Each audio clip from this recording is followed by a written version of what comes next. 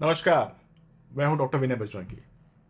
आपको पता होगा कि जहां सूर्य होता है वहां छाया नहीं होती, और जहां पर छाया होती है वहां सूर्य यानी कि प्रकाश नहीं होते। पता है ऐसा क्यों होता है? ये होता है शनिदेव के कारण। शनिदेव जो है वो छाया के गर्भ से पैदा हुए थे। छाया कौन थी? छाया जो है वो प्रतिबिंब थी संज्ञा की। संज्ञा जो है वो पत्नी थी सूर्य की। मैंने पहले अपने वीडियो में आपको बताया कि संज्ञा और सूर्यदेव की शादी हुई थी, लेकिन संज्ञा जी जो हैं वो सूर्य का प्रताप झेल नहीं पाई, तो वो स्थापित करके चली गई छाया जी को उनकी पत्नी बनाकर। अब जो है उनके पुत्र पैदा हुए, यम पैदा हुए और शनिदेव पैदा हुए, लेकिन शनिदेव को देखकर सूर्य जो है वो चकरा गए। उन्होंने देखा कि ये सूर्य जो है वो इतना भीषण देखने में है, काला कलूटा है, ये कौन हो सकता है? तो उन्होंने क्या हुआ, उसको अपना पुत्र मानने से इनकार कर दिया। जी हाँ, सूर्य ने शनिदेव को जन्म लेते ही अपना जो है वो पुत्र मारने से इनकार कर दिया, और साथ साथ जो है छाया के चरित्र के ऊपर भी उंगली उठा दी और कह दिया कि तुम जाओ, ये ना मेरा पुत्र है और मैं इसको पुत्र मानने से इनकार करता हूं। अब छाया ठहरी बहुत पतिव्रता, और सूर्यदेव ने उनका त्याग कर दिया। इसीलिए जो है वो शनिदेव को सूर्य के ऊपर गुस्सा आ गई, और उन्होंने अपनी दृष्टि सूर्य भगवान के ऊपर डाली। शनिदेव अपना और अपनी माँ का तिरस्कार और अपमान झेल नहीं पाए, तो अपनी तिरछी नजर सूर्यदेव पे डाली। इससे क्या हुआ, सूरज के सारे घोड़े रुक गए और उनकी चाल थम गई। सूर्य की कांति जो है वो हल्की पड़ गई। सारी की सारी सृष्टि का क्रम बाधित हो गया। सूर्य के सौंदर्य में भी कमी आने लगी, सूर्य मलिन होने लगे।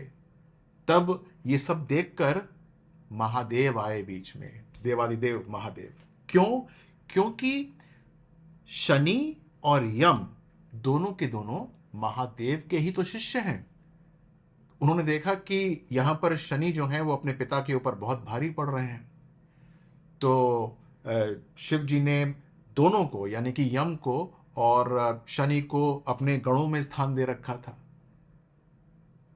यम को उन्होंने मृत्यु का देवता और उत्तर दिशा का स्वामी बनाया था, जबकि शनि को दुष्टों को दंड देने वाला बनाया था, पापियों के कर्मों को देखने वाला बनाया था कि उसके अनुसार तुम उनकी सजा देना। तो आकर उन्होंने जो है शनिदेव को समझाया, तब जाकर जो सूर्य के घोड़े बढ़ने शुरू हुए और वो परेशानी जो है वो समाप्त हुई। लेकिन तब से शनिदेव सूर्य को अपना पिता तो मानते हैं, लेकिन वो मान नहीं देते जो कि एक पुत्र को अपने पिता को देना चाहिए। लेकिन पिता जो है वो अपना धर्म हमेशा निभाते हैं, यानी कि सूर्य अपना पिता का धर्म हमेशा निभाते हैं। एक बार तो भगवान शंकर से शनिदेव के प्राणों की याचना करने भी सूर्यदेव गए थे। अब ध्यान देने की बात यह है कि ये सब का क्या मतलब है, इस सब का आपकी कुंडली से क्या मतलब है, देखने वाली बात यह है इस सब कहानियों का क्या मतलब है। अगर कुंडली के अंदर सूर्य शनि की राशि में बैठा है, यानी कि शनि के घर में बैठा है, तो वो हमेशा परेशान रहेगा, दिक्कत में रहेगा। उसकी परेशानी का आलम यह रहेगा कि वो जो भाव है, और सूर्य जो है जिस भाव का अधिपति है, वो सारे के सारे परेशानी के अंदर होने वाले हैं।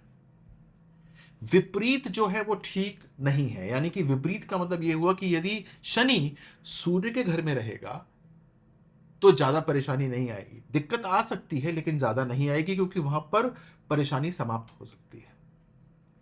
तो आपको अपनी कुंडली में देखना चाहिए कि सूर्य की लोकेशन क्या है। यदि सूर्य की लोकेशन शनि के घर में है, शनि के साथ में है, तो बहुत परेशानी आ सकती है। शनि के साथ यदि सूर्य कुंडली में बैठे हों तो बंधन योग का निर्माण भी करते हैं। जी हाँ, वो भाव बंध जाता है।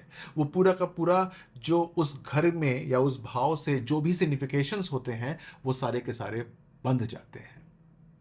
आपको अपनी कुंडली की पड़ताल करानी चाहिए, देखना चाहिए कहीं ऐसा बंधन योग तो नहीं लगा हुआ आपके हॉरोस्कोप के अंदर।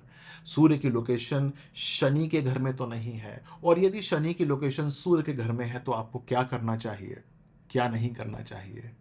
भगवान शिव आएंगे काम में। क्यों? क्योंकि भगवान शिव जब समझाएंगे शनिदेव को तो शनिदेव समझ जाएंगे। अब देखने वाली बात यह है कि समझाना कैसा है, कितना समझाना है।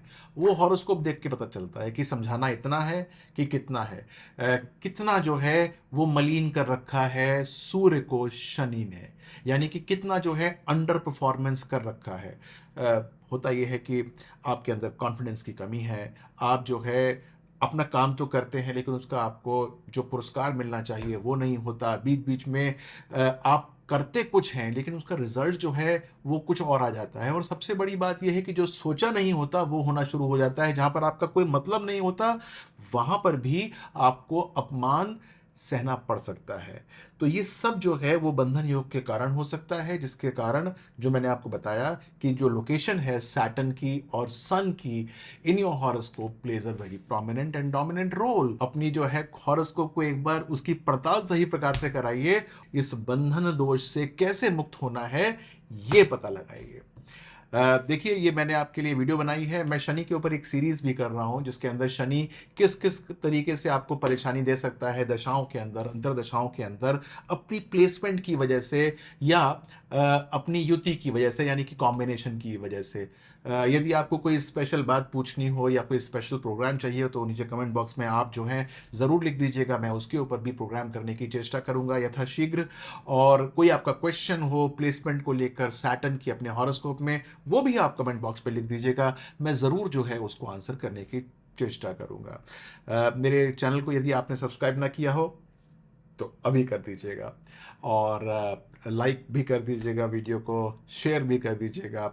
आपकी बहुत बहुत कृपा होगी। और हाँ, अपने हॉरोस्कोप को दिखाना भूलिएगा मत। इन द मीन टाइम आप मेरी वेबसाइट पे जा सकते हैं, वहाँ पर भी बहुत सारी चीज़ें जो हैं वो सिंप्लीफाइड तरीके से आपकी कुंडली के बारे में मैंने लिखी हुई है। जी हाँ, आपकी कुंडली का विशेष रूप से वहाँ पर उल्लेख मिलेगा आपको।